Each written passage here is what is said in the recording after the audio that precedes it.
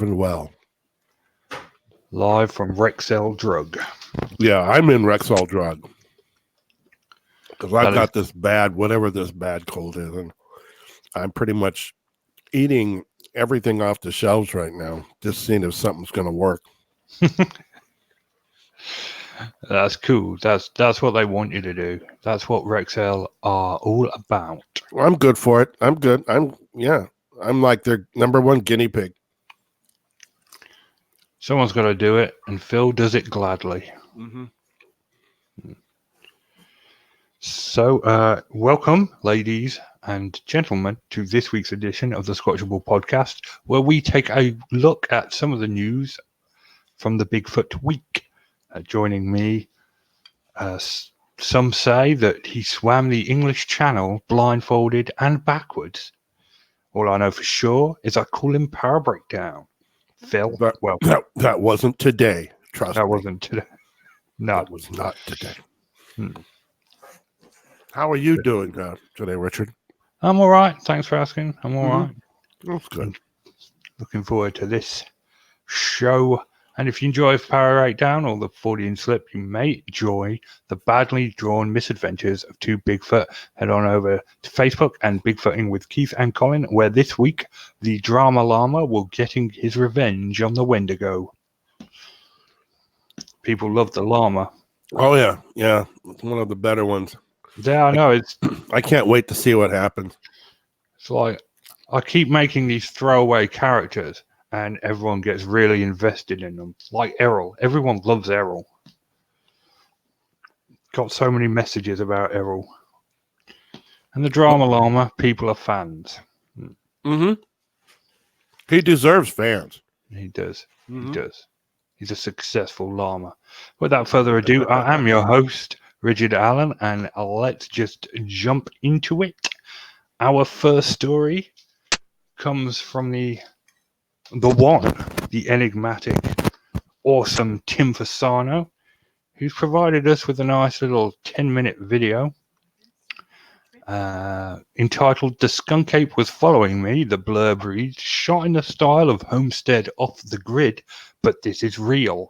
Most evidence for Bigfoot is based on theory and conjecture. Skunk Ape is a possible explanation for what happens in this video, but not the only one." He doesn't talk for a large portion of this video. I just want to point that out. It's unusual for Tim, who usually likes holding the camera and talking. It's just point of view filming, pretty much, through the forest. I don't know if you call it a forest in Florida. A collection of trees. He pauses at one moment to say that the skunk ape is ahead. At around the 4-minute mark, he red circles something in the distance, and then he says it's following back to camp. He does a bit more point of view filming. He shows that he set up a tripod video, and then a log is thrown in front of it. Now, I know that's an old video because I did a blog about that log throwing video years ago. So he's splicing old footage into new videos here. Or he's, is that exactly the same old video, or is he just reduplicating it? No, I went back and checked. Because I wrote a blog about it, as I said, years ago. Yeah, some people have brought that up. So, sorry. Go ahead. But yeah, he does the old videoing. So 10 minutes of just, normal Tim Fasanoing, except that he's not talking that much. A couple of, got to be honest, I didn't see anything moving when he put the red circle around it. That was me. The log being thrown in front of the camera. Come on, Tim. Come on, mate. Yeah, well, I keep thinking that now, this is deliberately all thrown together. And when he titled the video in the whole as like in the same vein as the Homestead, out in the whatever. I can't remember the name of their channel. But they do a lot of that with the big red circles. Yeah. They even cut out paper circles and hold it up to the camera. But I'm thinking, okay, if this was meant to be a parody, he didn't say parody of. He didn't. He just said this is all real. So, it's the same old Tim Fasano that I remember. She was just throwing out some hoaxing crap. Yeah, it's not. It doesn't look good for him when he puts this stuff out. It's probably why he's not taking that very seriously in the Bigfoot community. I'm a fan of his. I know you're not, but I like Tim Fasano and I like his videos. But this was a bit, I was watching it and cringing a little. If I am honest, of course, you did a breakdown of this video. Yeah, I poke fun at it. I had fun with it. Let me just put it that way. Yeah, because I thought it was very comedic, and I figured it was what they call it, just for the grinder or whatever they call that. Yeah, just for the views, for the love. Yeah, but there you go. It's another fake Fasano who really doesn't give much explanation of anything. He doesn't even mention about the log. No. It's just like here's this old video of the log, but he doesn't say that. He just shows this old video of the log, and here's this nice little road behind him that you just run around and come back up the other side, and it was sad, really. But I thought it was hilarious because I'm not a Tim Fasano fan, believe it or not, folks. Even though he is the one who gets things done. I tend not to, lumping him with hardcore hoaxers like Rick Dyer or Matt Johnson, but he's sort of skirting along in the middle there. Some of the stuff he does is serious, and then sometimes he'll do jokey videos like this. And I will always talk about his videos because, as I've said, I am a fan. Mm-hmm. And that is that, folks. Moving on to our next story. Really? No, lady. I want the blue ones, those blue pills. Yeah. No, the candy-coated blue pills. Yeah, I'll take those. Okay. This is from thetravel.com. Bigfoot 911 group photograph video Bigfoot of North Carolina. These are good. Bigfoot, also widely known as Sasquatch, is one of the oldest and compelling mysteries on our planet, with scientists, folklorists, and explorers spending decades trying to prove its existence. Those who claim to have seen Bigfoot often describe it as a great ape up to 9 feet tall, although there have been countless reported sightings of the creature throughout the years, but its existence still hasn't been confirmed nor denied. A few people have denied it. Well, a research group named Bigfoot 911 traveled to the Lake James Mountains in North Carolina. One of the members, John Bruner, claims that his group saw the creature while they were boating. Bruner's crowd took a picture of the figure that they claim is Bigfoot. You can view it below. That is supposed to be the picture that's supposed to be on the screen, but it's not displaying for some reason. A Bigfoot research group in North Carolina has released a photograph which they say shows the famed cryptid lurking in a forest. Bruner said that the experience with the Bigfoot went for about 5 minutes and that he knew immediately it was Bigfoot. The creature, according to Bruner, was swaying back and forth. The creature observed the group briefly before walking away from them. Price pointed out that in Bigfoot 911 also claimed to have seen a creature in McDowell County, North Carolina in 2017, but this photograph will certainly lead to far more debate among both the Bigfoot believers and skeptics. The most well-known reported Bigfoot sighting occurred back in 1967 in Bluff Creek, California. Yeah. Is that the end of it? Yeah, pretty much. Yeah. So they always have to bring that up. Just like, it's a padding for the article. I need another paragraph for the article to make it. So there you go. Let's throw in that. Let's throw away Bluff Creek Canyon. But anyway, it's they were observing this for 5 minutes. They according to the article, isn't that what they said? They were observing observing this for 5 minutes, and yet all they have is one photograph. All they took is one photograph for 5 minutes. In 5 minutes time that they were watching it, they took one and only one photograph of this thing. Yeah, that's how they roll. That's how they roll. And another thing, they call themselves, what was it? Sasquatch 911.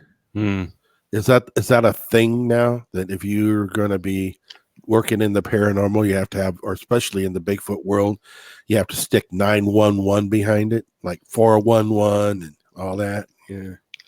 This group certainly seems to think so. Apparently, they think it's catchy. A lot of the good Bigfoot names have been taken, to be fair. Okay.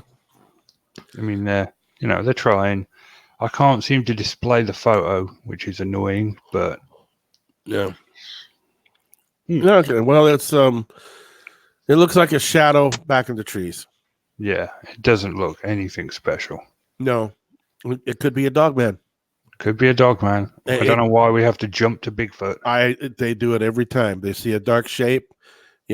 How come that's not what's that Batman thing that they have in Virginia? Mothman. That's it. Could be Mothman. Could be Mothman. Could be Dogman. I mean, they might be deep in the heart of werewolf country. Could be werewolf. Yeah. They have werewolf forests everywhere in this country. It is known. I shouldn't have had the blue pill.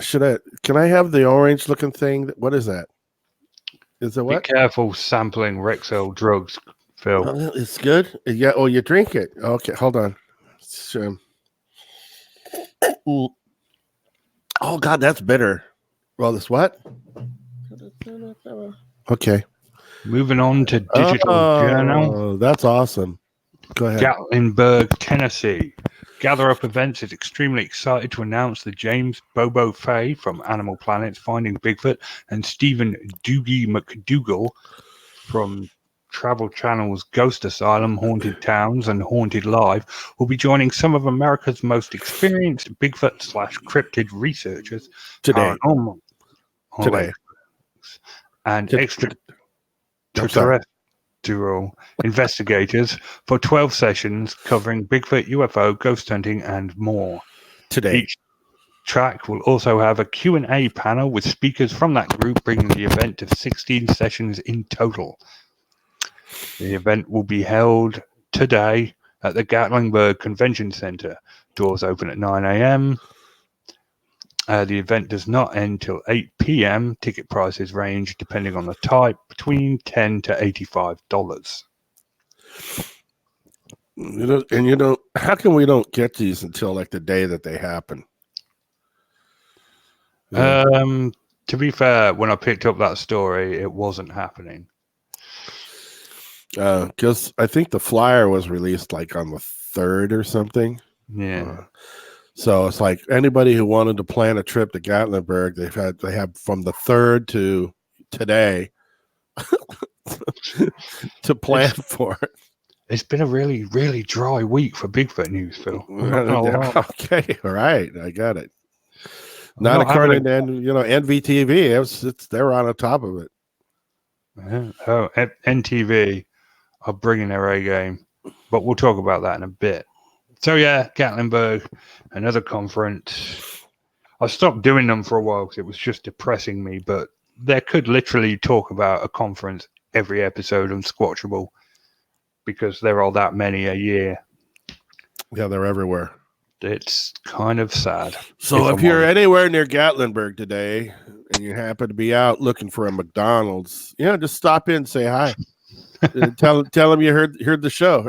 You heard it here. You heard it here first. Yeah, say our names at the door and they'll look at you blankly. unless one of them hears my name, he might throw you out. I don't know. Yeah, he knows what he did. Yeah, I know. We head on over to bigfootevidence.blogspot.com and a new Bigfoot story from How to Hunt. It's a 10-minute video, but the story regarding Bigfoot is roughly 2 minutes. dude talks about his grandfather teaching how to hunt and fish. In 1985, he was a sophomore in Wilhelmina, Oregon, and he got to camp late and they settled in for the night. Woke up hearing something wandering around the tent. The sound went away, so he went back to sleep. The next day, he was sitting alone and he heard his name being called by his grandfather, and this was particularly shocking to him since his grandfather had died 2 years earlier. He now believes in spirits and ghosts. The figure that called his name walked towards him and looked like a man covered in hair. The man asked if it was going to hurt him. The beast replied no and then walked away. He thinks the beings are protectors of the forest sent by God. And then the dude doing the video goes on what can only be called a bit of a rant. He starts talking about how the beings live in the woods and people are slowly starting to catch up with how to find them, that, the old ways aren't working, so it's time to try new ways. It's just woo rhetoric, basically. 2 or 3 minutes of woo rhetoric, the usual stuff.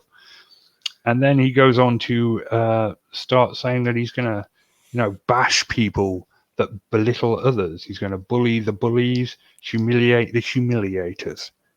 And so the actual sighting story is about 2 minutes long, but there is like 8 minutes of this dude just talking at a camera. And that's my take on it.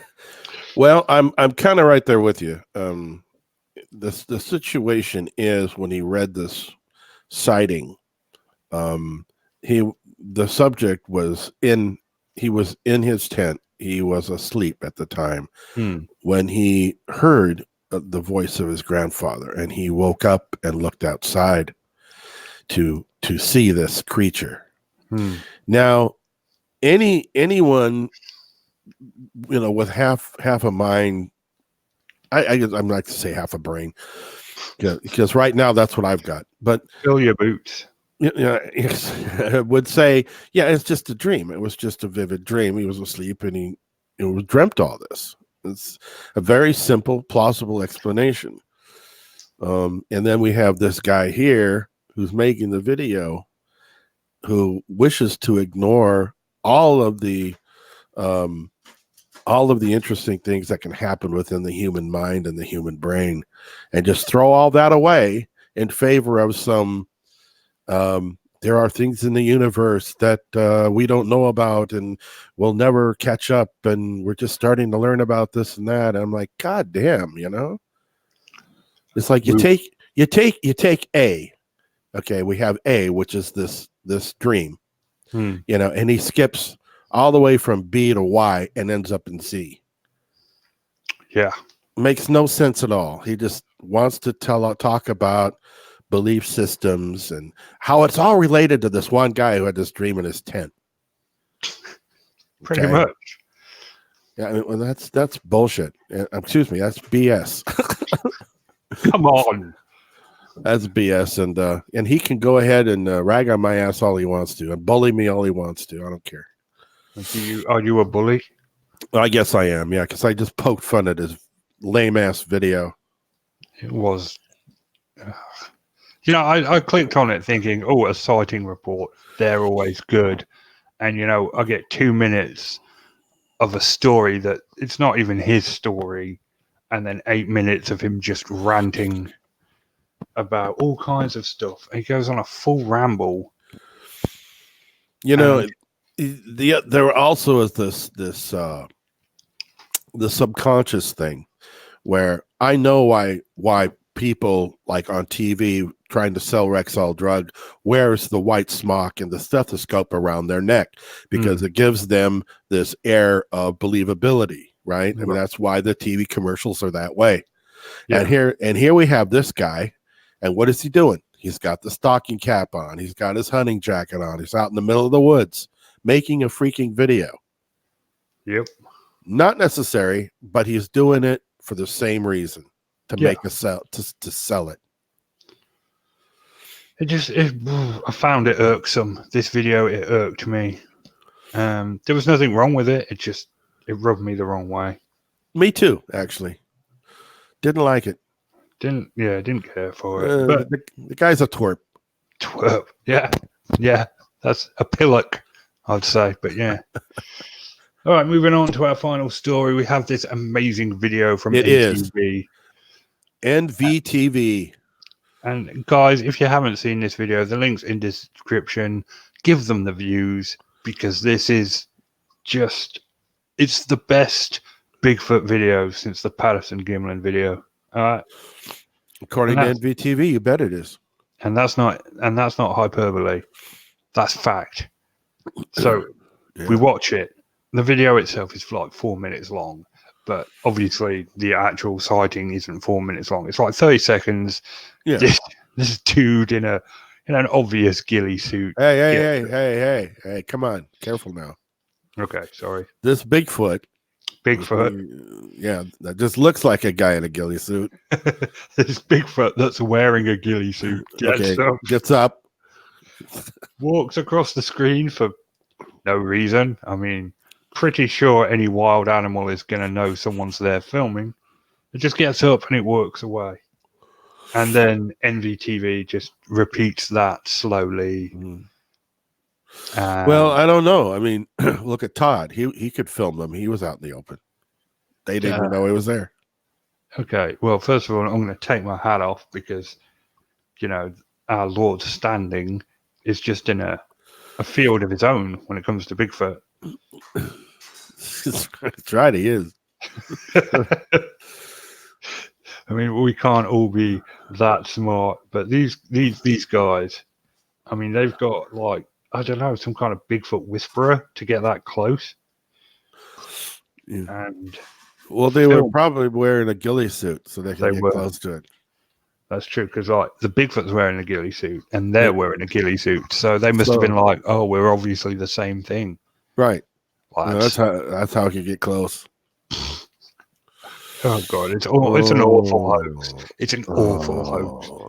I'm still trying to debate how I'm going to approach this one because I was planning on doing a video on it, and I was thinking, well, I should do it, humorous, tongue in cheek, whatever. But I'm not sure exactly what it's so lame. I just maybe you should go the other way and do it really super seriously. Well, that's what I was thinking. I was thinking, just look at do it like the Facebook Find Bigfoot used to do.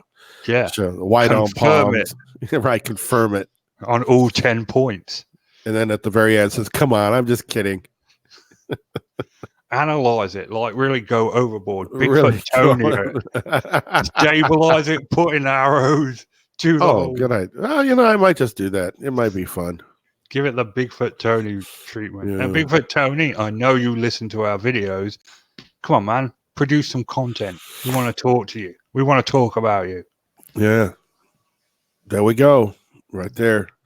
I don't know. What happened? Where is he? Where's Bigfoot Tony? I don't know. He's just vanished. Oh, the government must have got to him. Well, they are trying to cover up the existence of Bigfoot. Everybody knows. At least according to that last video with the stocking cap and the jacket on.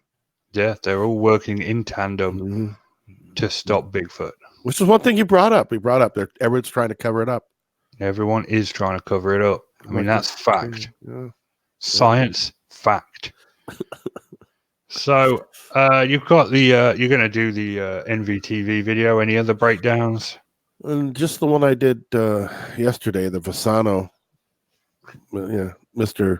Sopranos Fasano. I did that one. It was pretty funny. It was good. I liked it. A lot of rave reviews. Well, it's quality breakdown right there. I don't call my videos breakdowns anymore. You call them? I don't call them breakdowns anymore because YouTube will say that I'm lying to the public and,